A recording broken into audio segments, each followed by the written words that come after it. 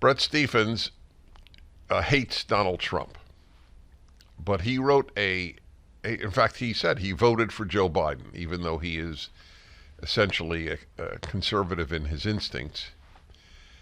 And nevertheless, he wrote a piece for the New York Times this weekend, January 11th. What is today? The 15th. So last week, the end of last week. I just read it this weekend.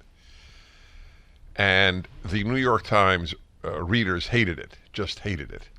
Do you know how many comments there are? It gives you an idea of the passion that arose. 2,945 comments. I don't know if you could still make a comment. After 100, I don't assume most are read. But I read them and they hated him. And so this is the finest piece, or one of the finest pieces I have read on the case for Trump. And it's titled, "The Case for Trump by Someone Who Wants Him to Lose."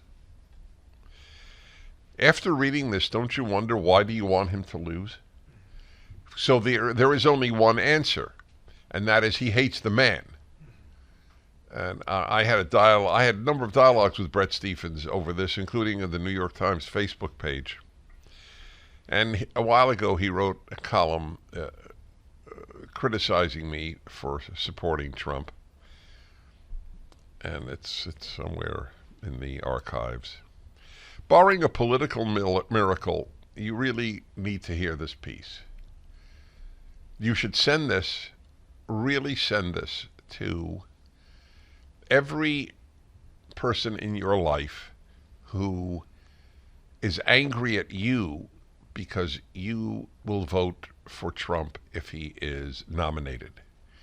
And say, this is a New York Times columnist who hates Donald Trump. Maybe you will read him, whereas you won't listen to me.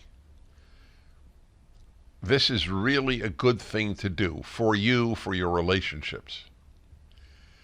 Barring a political miracle or an act of God, it is overwhelmingly likely that Donald Trump will again be the Republican Party's nominee for president. Assuming the Democratic nominee in the fall is Joe Biden, polls show Trump with a better than even chance of returning to the White House next year. Lord help us. What should those of us who have consistently opposed him do? And he has. He has consistently opposed Donald Trump. You can't defeat an opponent if you refuse to understand what makes him formidable. For that alone, you should send this piece. Are we putting it up at DennisPrager.com? You should send this piece to your son or daughter who is deeply angry to the point of perhaps even alienation from you. You can't defeat an opponent if you refuse to understand what makes him formidable. For that alone, you should send this piece to all the Democrats in your life. Too many people, especially progressives, fail to think deeply about the enduring sources of his appeal, and to do so without calling him names or disparaging his supporters. By the way, he admits he's called him names. He compared him to Mussolini. He admitted it. Or disparaging his supporters. You hear that? Are you a supporter who's been disparaged by members of your family or friends? Too many people have done this.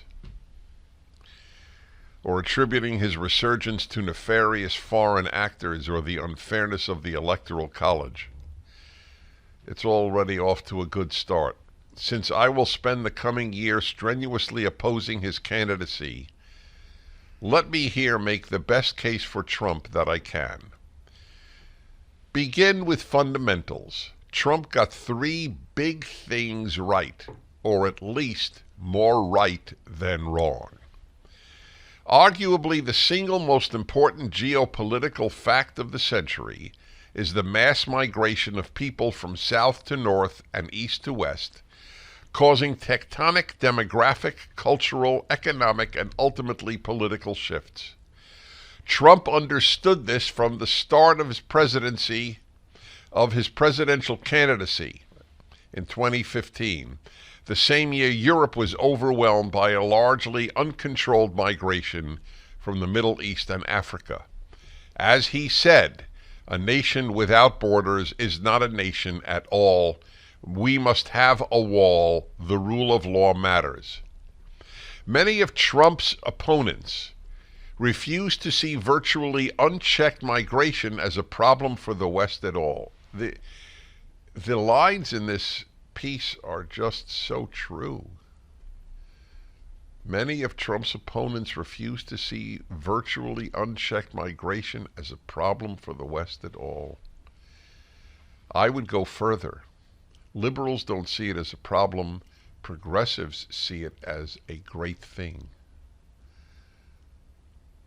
The more the West stops being the West, the more progressives, today's communists, like it. How a good society produces people like this, that's a real problem. Trying to figure that out. I've devoted my life to it. How have we produced so many despicable human beings who devote their lives to crushing the finest country ever made?